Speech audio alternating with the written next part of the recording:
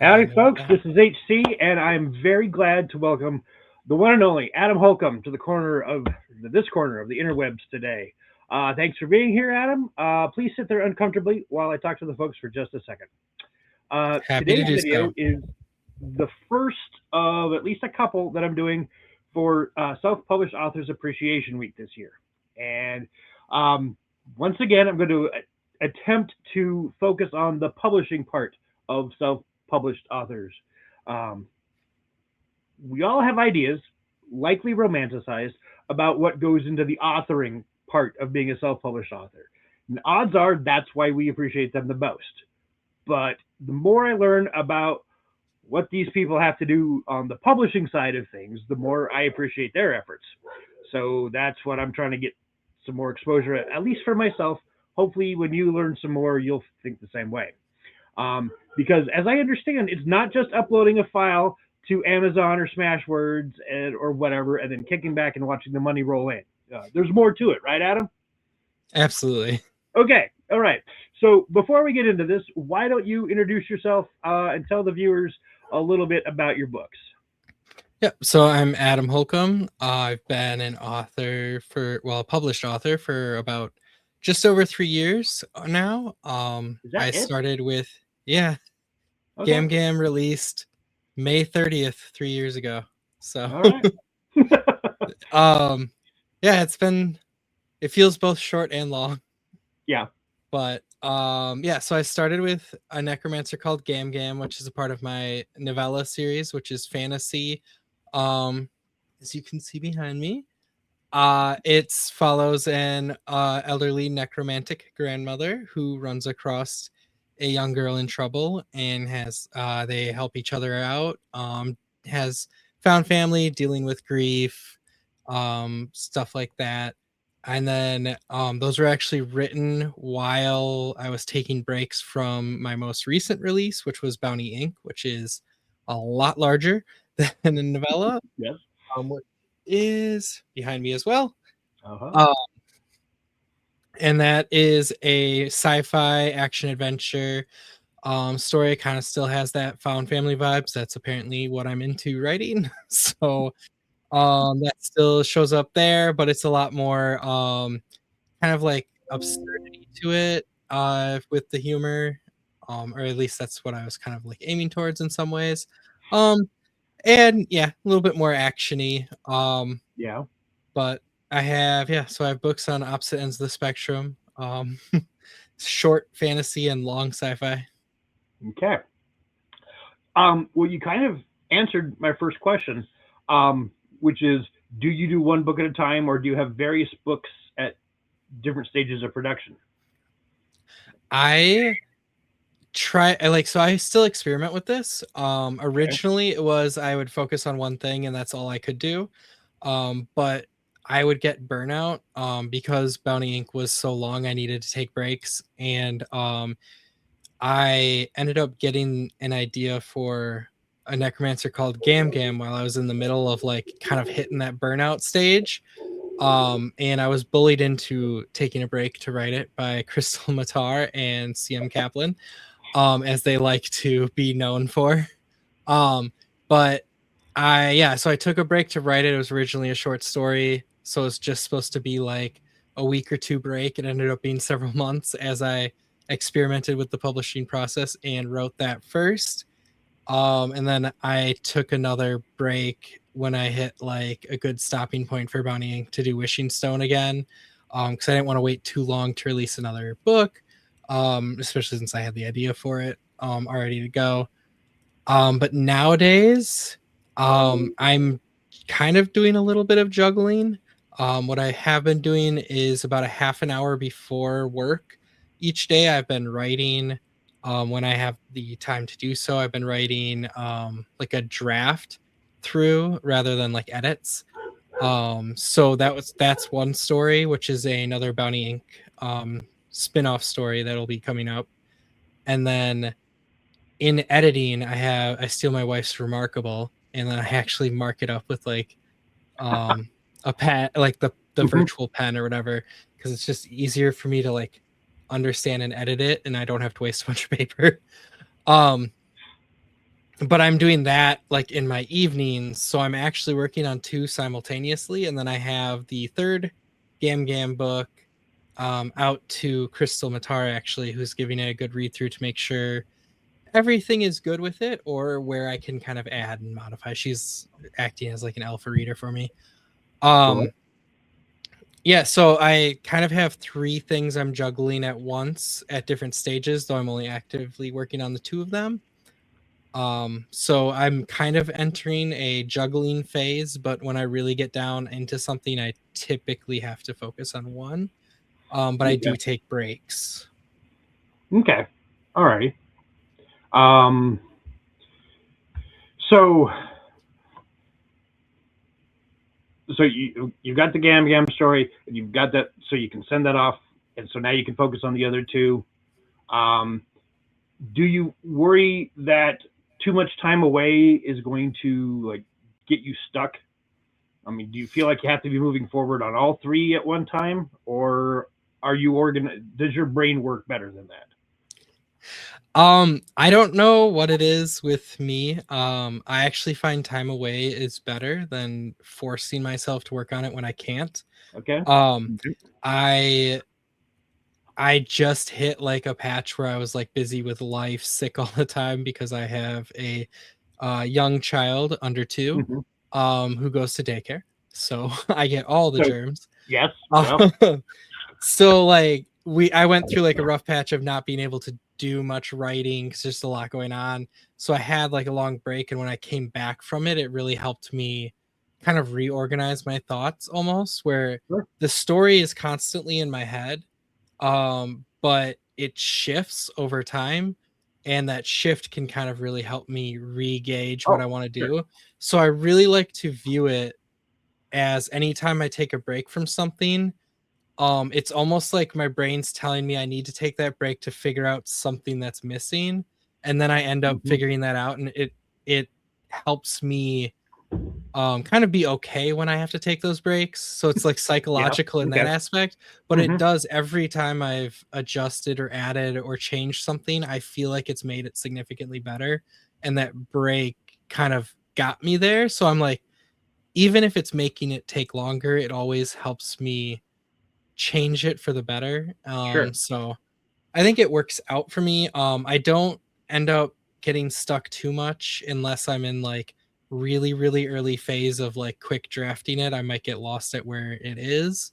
Um, but sometimes I'll just rerun over things. That's actually the book I'm writing in the mornings. I'm actually just going back through. I had about 7 to 8 chapters written. I'm just going back through those to adjust the story based on what I've been thinking about for it, and Hmm. re familiarize myself with where it was, so I can usually get back into the story. Okay.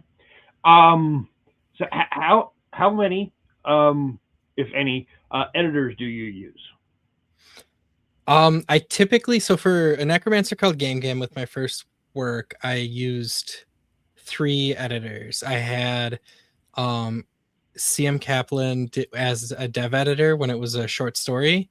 Hmm. And they told me it needed to be longer.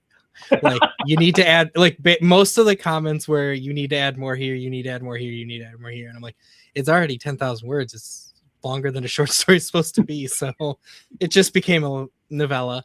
Um, and then I usually go through like a copy edit, and then or a line edit, and then um a copy edit or a proofread Okay. um as like the second stage. So I'll have someone kind of help with the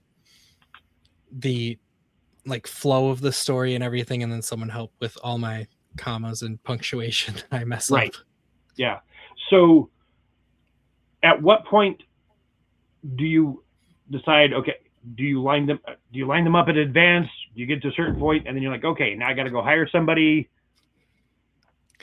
Yeah, so for me it's worked a little differently with I know some people like to set deadlines and Hmm. use that as motivation. I know plenty of people who have done that. It doesn't work for me. I have a full-time job and a small child now. Hmm. Deadlines terrify me Yeah. and stop me in my tracks. So my current philosophy is um I get to a certain point where I'm comfortable with how much longer I have to go setting something up for editing. So usually it'll probably be once I get beta reader feedback and they don't tell me it's awful, like I'm getting mostly positive remarks and some small things for adjustments, I can probably set up like my line editing because I'm like, okay, I Sure. just have to run through, fix these minor things. Mm-hmm. But yeah, so it can cause wait times for me where it doesn't like line up perfectly, and I'm Right. okay with that because I'm juggling a bunch of Yeah. different things. Right. So I'll just go work on a different thing for a while that waits, and Mm-hmm. it works out for me.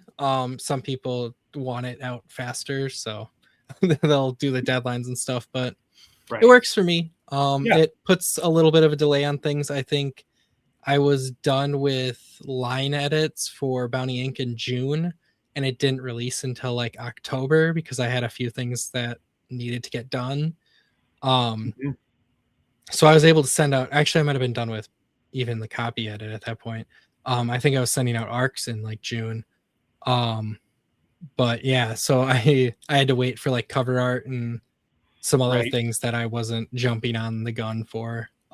But Yeah. And so how do you find editors? Are you just word of mouth? Are you looking up, databases somewhere? Um, yeah, I for me it's for a necromancer called Gam Gam, I got ingrained in the community, got to know people.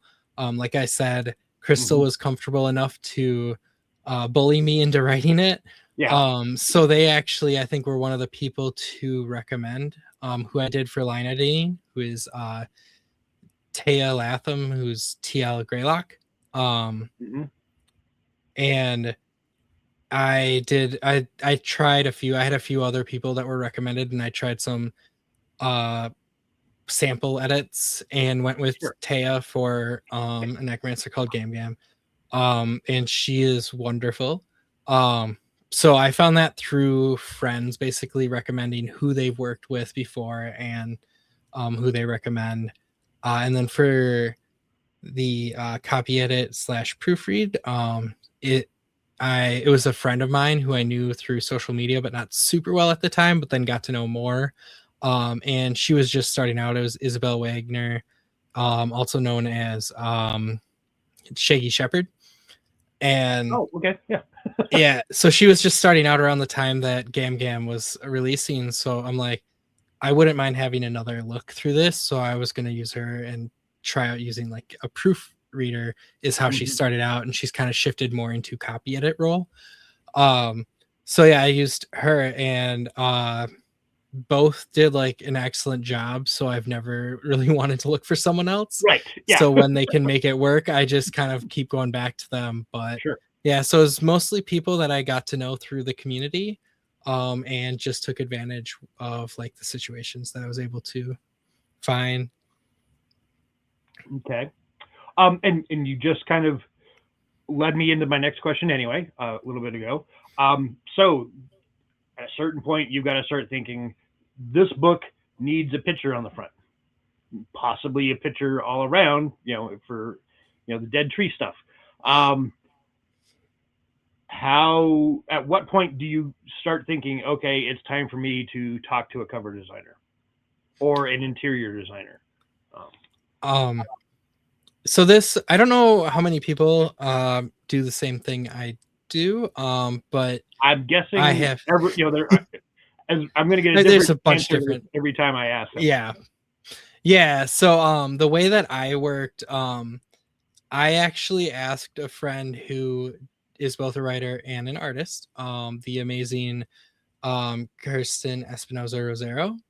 Um, and she does art as well. So I asked if she ever did like book cover because I didn't know how to find an artist. Hmm. And she does art, and she was a friend of mine, and she did an excellent job for a necromancer called Gam Gam. So she's my go-to for every cover art now. And she just does the imagery. She doesn't have Right. a lot of experience with the design for like the words or creating like the paperback designs and stuff like that. Right. Um, So she does like the beautiful artwork, and then I found a cover designer with Virginia McLean, who does the rest of it and wraps it up. And together, those two are a dream. They work wonderfully together. I love every time how the covers looked out or turned out. Um, so I kind of use one to get the artwork, and then one to kind of like design and get the uh like format for the paperbacks or hardcovers, Mm-hmm. the way it needs to be designed and measured up for the spine and all of that stuff. Virginia was able to do and find the fonts and Right. make it all look good. So I use yeah, two different roles.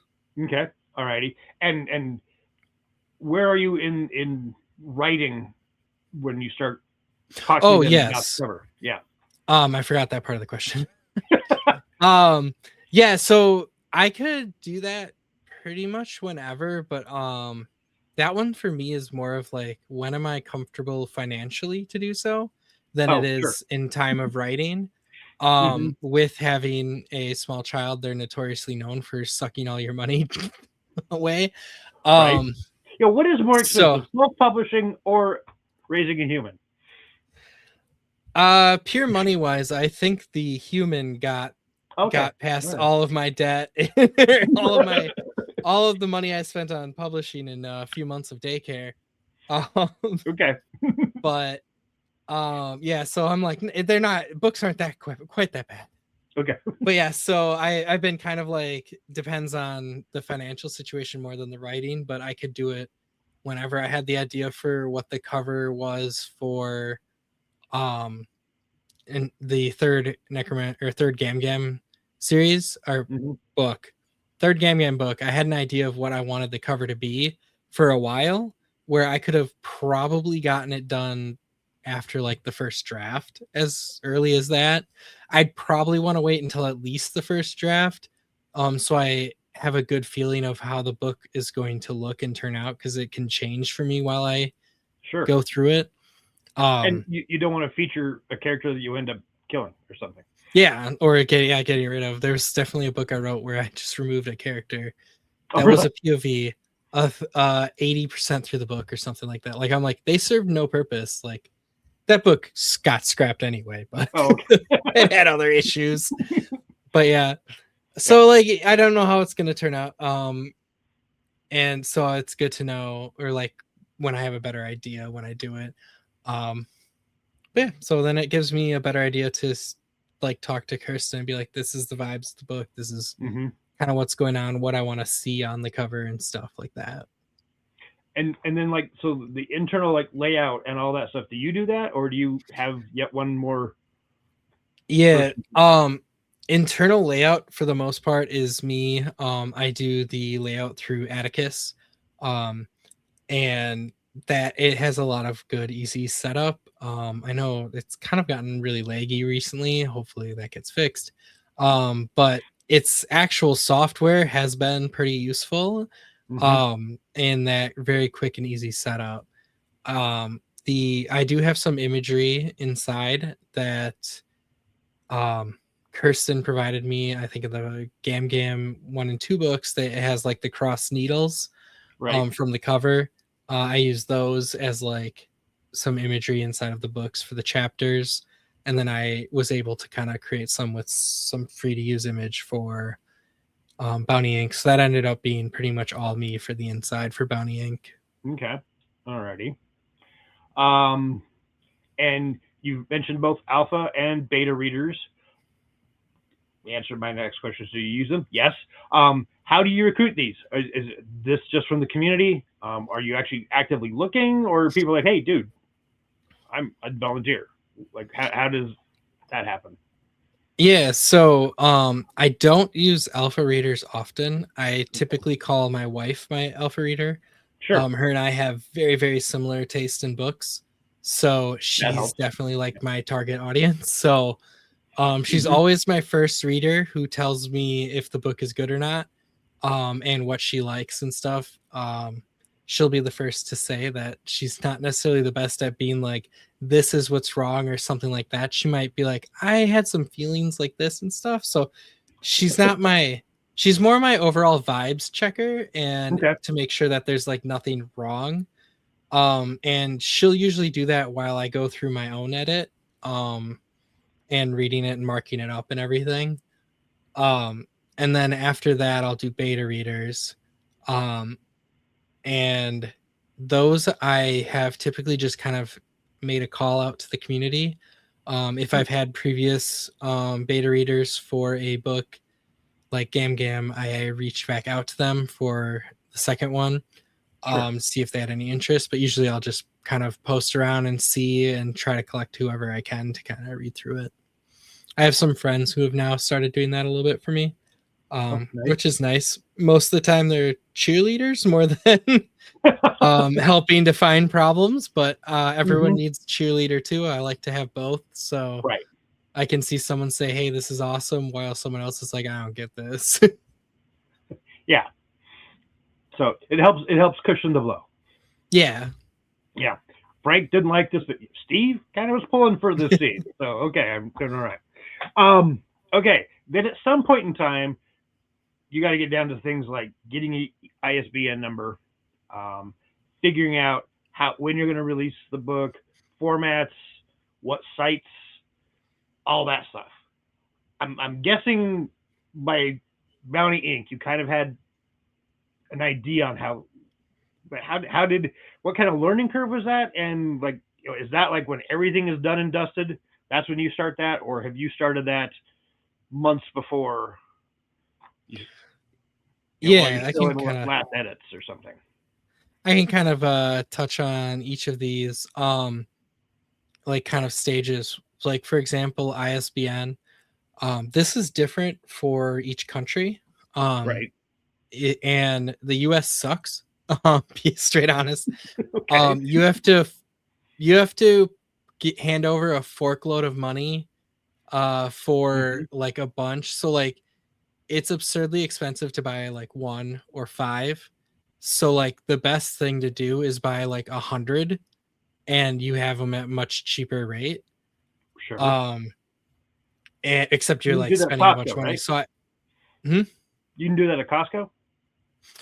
Unfortunately no. Oh, okay. Yeah. It's I think it's Boker is what it's called. Hmm. You can find it if you search online Sure. pretty easily. But yeah, you have to like the best deal is like buying like 100 or 500 at once or some ridiculous amount, and you're spending hundreds of dollars for it. But then you're set up for years or Sure. however long it takes you because you do need a different ISBN per type of book. So like the Oh, okay. paperback and the hardcover both need separate ones, and if you do like a special edition, that one needs a separate one. So you do kind of use multiple per. An ebook needs one if you're gonna do it outside of Amazon. um but it can be kind of expensive, but then you get like a bunch. So my ISBNs are set up for life, and there's things you Mhm. can do to get around it. I think Ingram Spark offers you free one, but they control it, and I'd be hesitant to say do that, Yeah. because if you ever get away from it, you have to change your ISBN, and then you lose all of your like reviews and stuff. So that's a little iffy. Right. Amazon automatically assigns an ASIN. It's called an Amazon Yeah. ID of some sort. So no matter what you do, it has that. So you don't need. I don't believe you need one to publish on Amazon. They will just automatically assign that ASIN, and then use that instead. Sure. Um, but yeah, so ISBNs kind of get covered way ahead of time. I have enough for my books for quite some time. And then the rest of the stages, like if I want to get it set up for pre-orders, I'm once again allergic to deadlines. So I wait until my book That is has to be, yeah. pretty good to go. And I'm like, Mhm. and I have everything else I need set up. I know when I should get my stuff by. I'll be like, okay, it should be done by here without an issue. I can do um I can do like a pre-order date at some Right. point. I did a pre-order date for Wishing Stone and got really close to it with Oh, getting stuff done, so that gets a little stressful. Um but it ended up okay. I was able to get everything done, so it was mhm. fine. If you like have to push off your pre-order date or your release date, Amazon doesn't get happy. Right. They get very mad at you, and they can remove your pre-order like abilities altogether Mm. for like a year if you do it, I think like twice. um it's a very, very low limit. So I want to be like really careful about that. So that one I usually wait until I know everything's going to be done, and then I set it for a little bit after that. Hmm. um and then for like what sites to kind of aim for, I do Amazon, because that's where a bulk of your money is going to come from, no matter how Right. upset that is. How upsetting that is. It's just where people get their stuff. So Amazon, you can go right through KDP. And I do my ebooks and my physical books through there. And they have like the whole setup. It's pretty simple. And you can get like an author copy of your book or a pre-printing of your book to make sure it looks good and everything. Hmm. When you do physical. And then I will do paperback and hardcover through Ingram Spark, which lets you get to a lot more different locations. Yeah. Um, and they have a very similar setup in running through it and everything. Okay. I missed any other spots, but those are the two things I do. But I have been in Kindle Unlimited for ebooks, so I can't use anything else. I'm not a big fan of it, but if you like leaving Kindle Unlimited between the page reads and the fact that they cut your royalty in half if you're not a part of the program, you lose probably like 75% of your income for your book if you go sure. wide, which is why I've heard start out in Kindle Unlimited. Hmm. And then when your page reads kind of fall off, you can go wide. um a lot of times, like if you have a completed series in your backlog, that one's good to go wide eventually as it kind of falls off from the new crowd. Sure. But yeah, right now I'm kind of stuck in Kindle Unlimited because I need money to pay for the books. So Right. Yeah. Yeah. Okay. And uh, then there's promotion. So you've got the thing, you've designed it, you're ready to put it out in the world, and then you've got to convince people to look at it outside of your friend group. Um, so, um, and I'm guessing, you're doing promotion for book X while working on Y, Z, A, and B. Uh, so heaven forbid you be able to keep things straight in your mind. yeah. You got to think about ads and book tours, maybe, or getting arcs out to people who are going to help. How did you learn your way through this? Is this just I've seen this work? Do you have was this back on the community with people you could trust, or what? Yeah. Marketing every author's favorite dream. That's why Right. they Yeah. do it. Exactly. They want a full-time job as a marketer. I want to be a Uh, marketer. I got to have something to market, so I'll write a book. yeah, Yeah. exactly. It's always a challenge, and it's ever shifting because of how the system works. For me, back with a necromancer called Gam Gam, word of mouth on Twitter was the way to go. Like I was doing pretty well with that. Hmm. I Works for am me. not really active on Twitter at all anymore. Yeah. So it's word of mouth on Blue Sky and Threads and Instagram. And I'm terrible with images, so Instagram's always floundering for me. I'm Hmm. working on that because that kind of seems to be the best location for me at times. Threads just buries anything I talk about in my book whenever I talk about it. But if I talk about Five Guys, it'll the restaurant, not five Yeah. actual guys. It'll skyrocket or whatever. Um, but yeah, so like the word of mouth was good, and I think word of mouth still is kind of the best for me. If I can find an audience that really helps spread it and support it. Hmm. I haven't done much with ads at all. I'm a Okay. little hesitant to, because I was told rule of thumb for those is they're best worked when you have at least 3 books in a Oh. series. So I'm Okay. waiting to try them once Knitting Club, the third Game book releases. I'm thinking of diving in to try ads for a bit, because then you can Mhm. kind of get people funneled in through the first book and into those second and third books. Whereas if you're advertising like one book, you're spending the same amount either way if you're advertising one book versus three, except now you're making triple the income. Sure. That kind of helps with it when you get them funneled through correctly. So Hmm. I haven't done a bunch with that. It's mostly me just screaming into the social media void and trying different things. I tried videos for a while on Hmm. both TikTok and Instagram Reels, and it was just too much for me.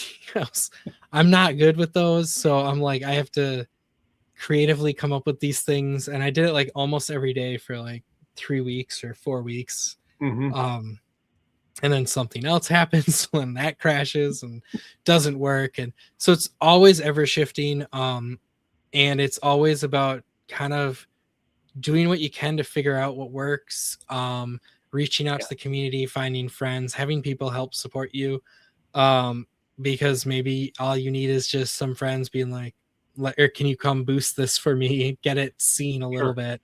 Hmm. I know I've done that for some other people, and they've done it for me, and Yeah. yeah. So arcs are always hard because like I don't want to pester people.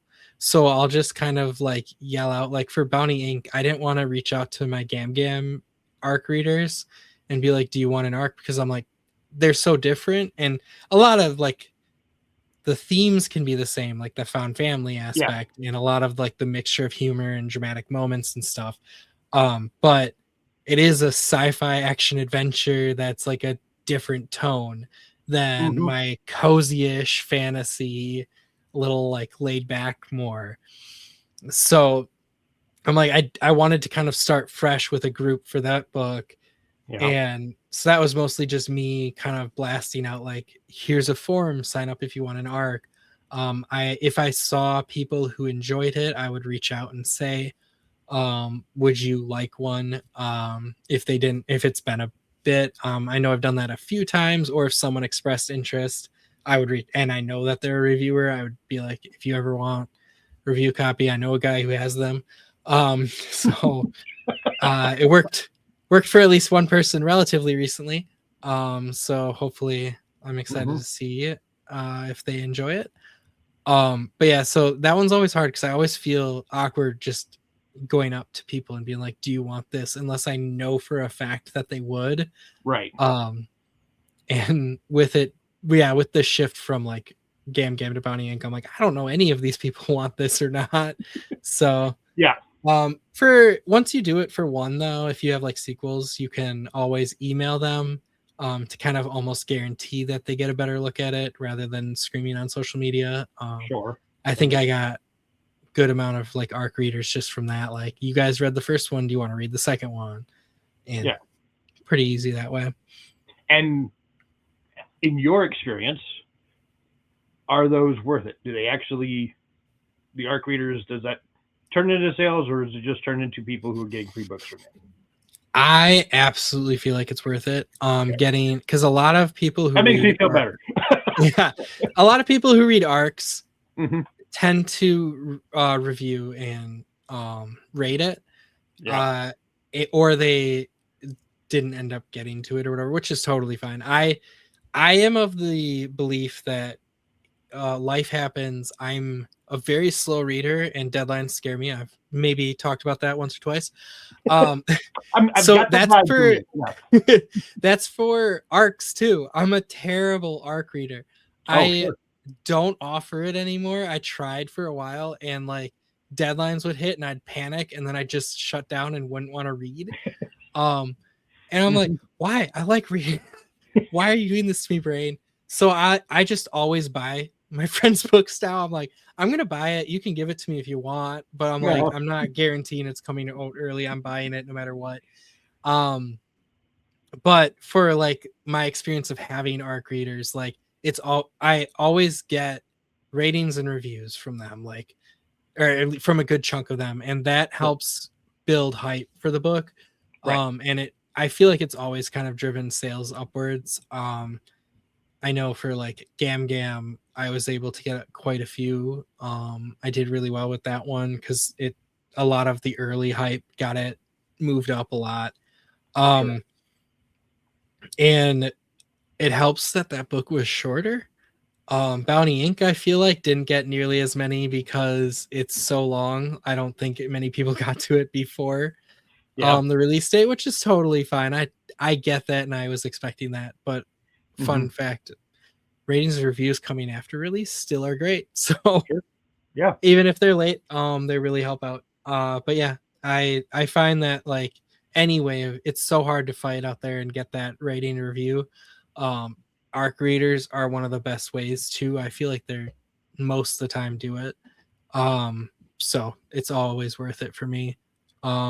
Like I said, if I see someone interested that I know reviews books, I will Hmm. reach out because I mean, I'd rather give away a free book and get a rating review than just be like, okay, go buy it yourself. I'm sure you'll like it. Right. Right. Um, okay. And then, so you clearly rely a lot on the community. Um, so is that where you learned most of this, or was there or how much of this has been trial and error on your part? I mean, what's the ratio? Would you Yeah. say? Like, oh, I know how to do this because you know Steve told me how to do it, Yeah, it or was. Alice guided me through this bit, or was it I found a fact somewhere and it was really cool?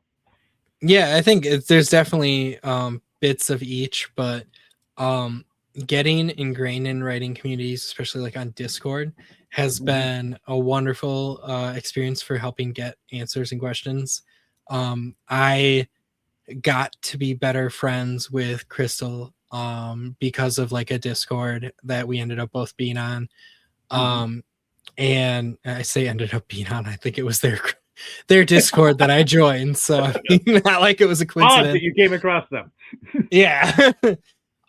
So like I got to know them better and like they were able to like pass on things that they ran into. And same with everyone else, like on that Discord, we're all writers and stuff. That was Hmm. kind of the purpose of it. So like I was able to learn from them, from like Angela Board, I think has helped me a lot with stuff, and bunch of other people, and like kind of being able to throw out those questions as I run into them. I find that almost every other author has run into these things. Right. So like if you can just get like a question out there and you have a crowd that's willing to help you, which I find most of the writing community is like the people that will be like, I want to see you succeed as Right. well. Like Yeah. not I want to succeed over you. So like it's always like like raising each other up and everything. So Hmm.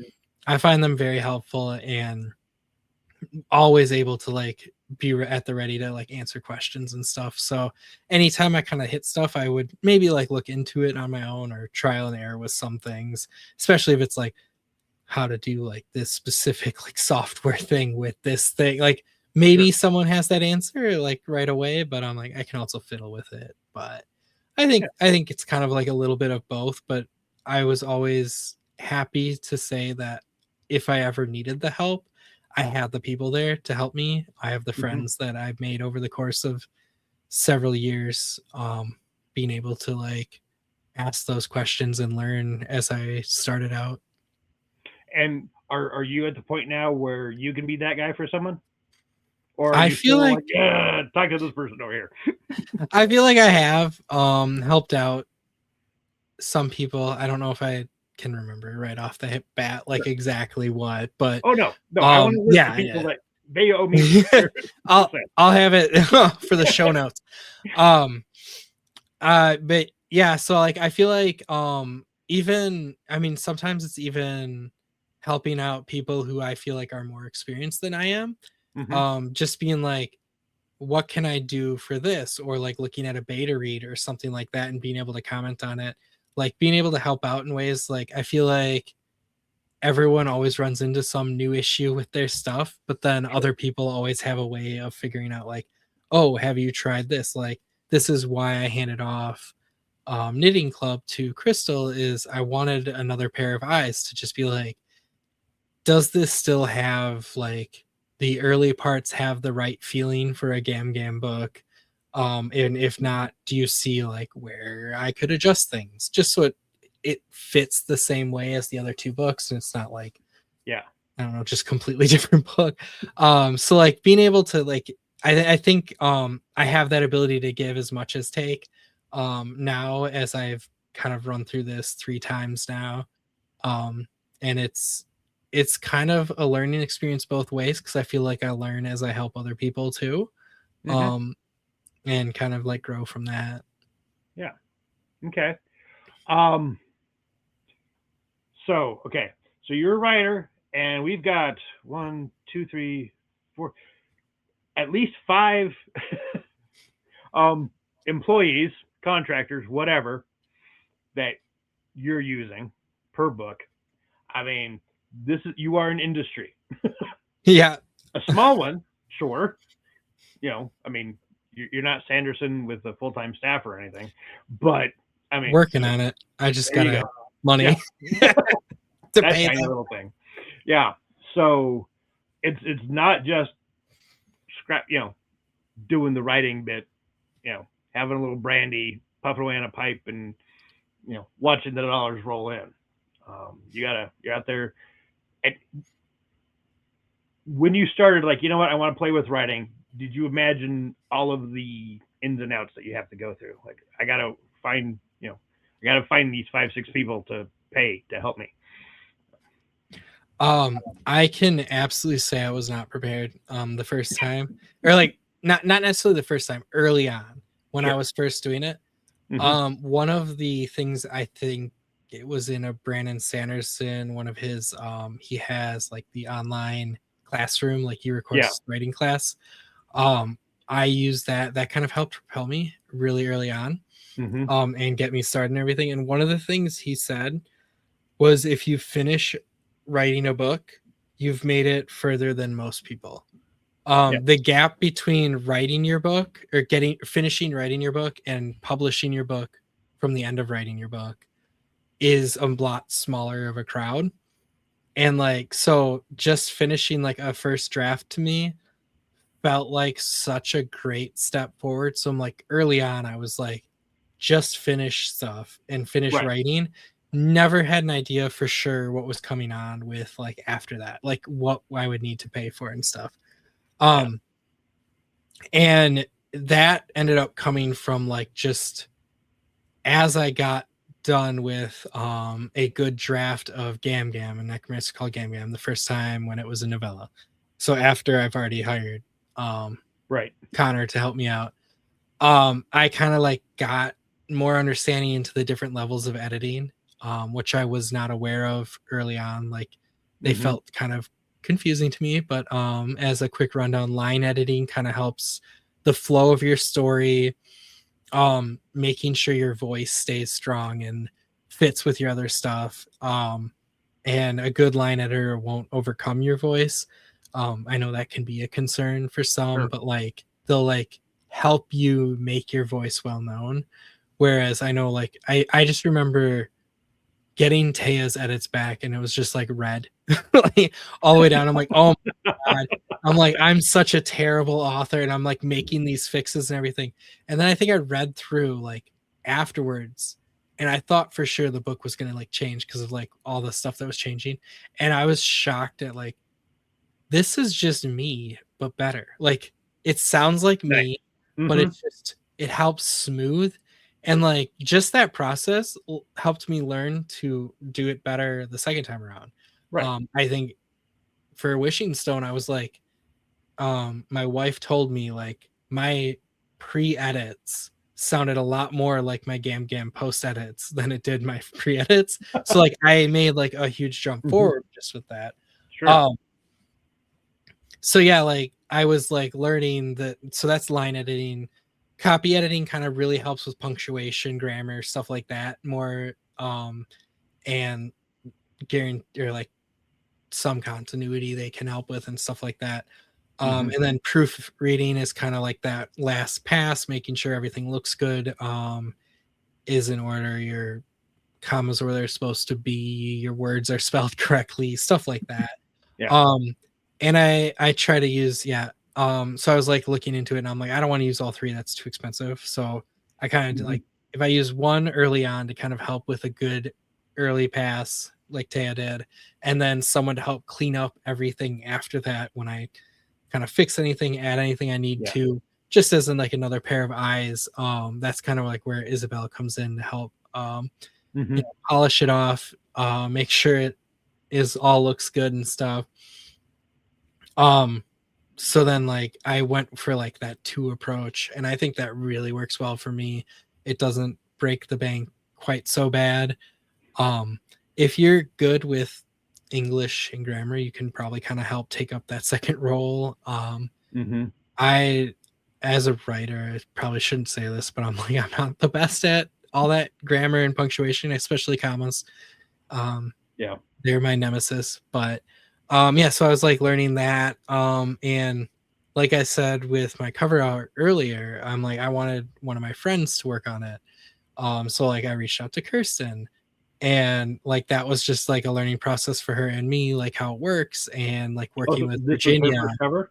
This is, yeah, a necromancer called Gam Gam was her first cover.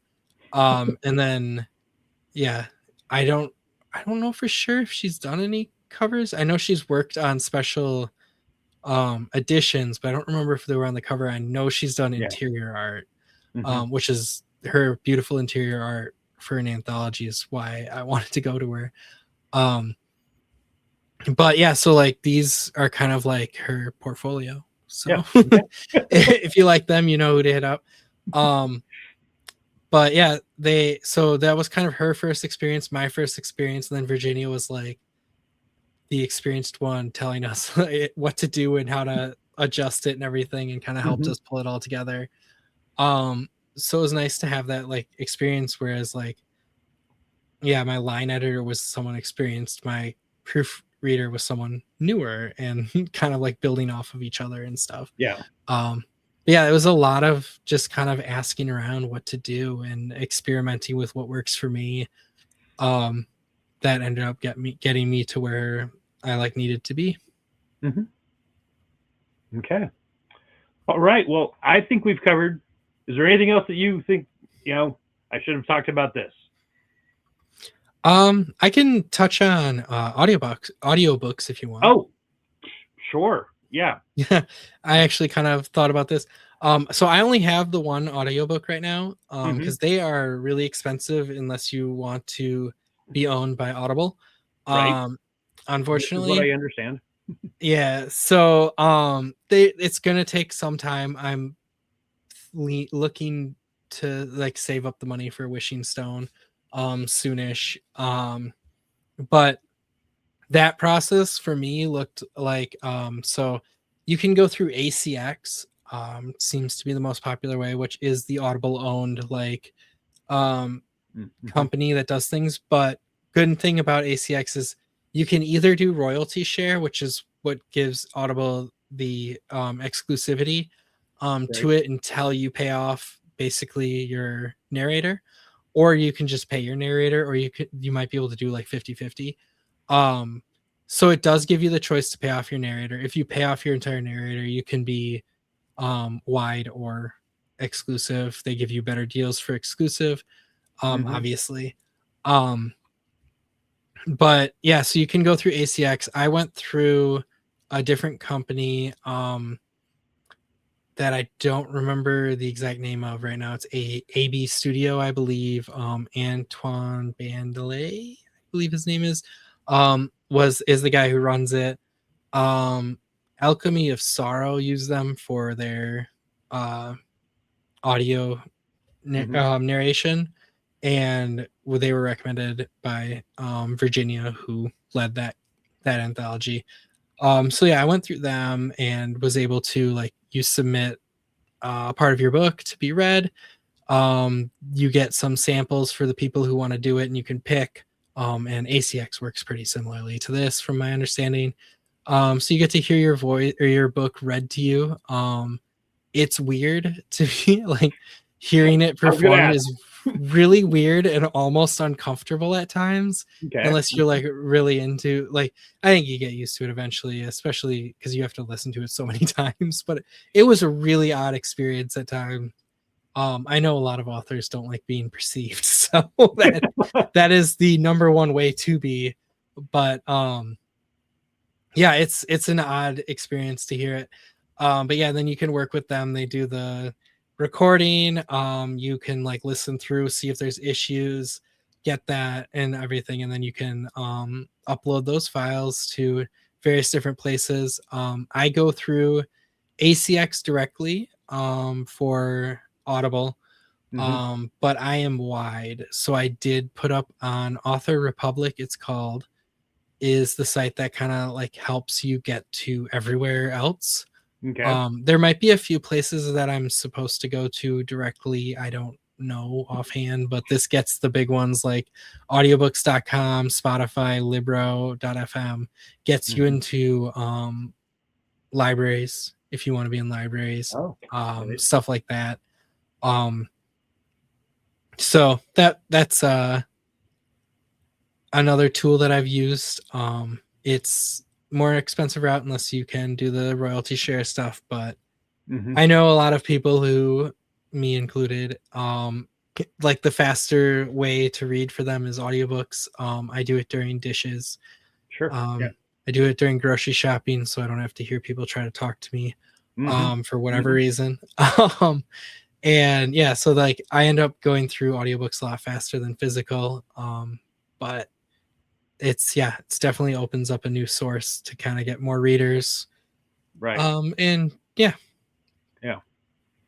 So basically, you just need the kid to get a little bit older so you can put them to work so you can afford to do the audiobooks for Bounty, right? Yeah, I'm looking forward to her being old enough to like man my booth at places Oh, yeah. because she's I might be slightly biased, but she's like one of the cutest kids ever, probably the cutest kid ever, to be honest. Sure.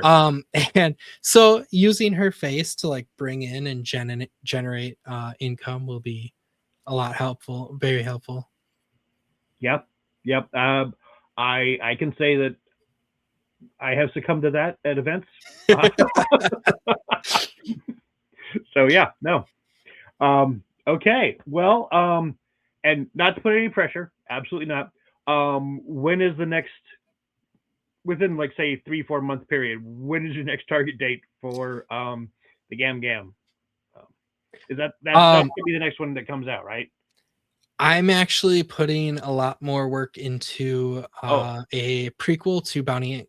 okay. um, that follows Sage and Zeta. And the reason I want to get this out sooner is I want a novella that I can give away as what's called a reader magnet. So when I build out my newsletter, one of the ways Oh. I have a newsletter set up. One of the ways I want to attract more people into it, because it's the easiest way to reach your audience, Mm-hmm. is by offering a free book. And Okay. I think so I want to get that out there sooner rather than later. Um, so I'm trying to work on getting that one out, and then I'll kind of juggle it with Yeah. Knitting Club. So I'm hoping that both end up out later this year. But uh, Dumped in the Viridian Wastes is the name of the sequel or the prequel. Mm-hmm. Follows Sage and Zeta makes an appearance. But that will be the priority, and it will be newsletter exclusive ebook for a certain amount of time. I haven't totally decided that yet. Sure. But yeah, I'm gonna try to do that first, and then Gam Gam I'm hoping will still be able to get out by the end of the year. But Okay. I'm guessing both will be in like Q4 or 3.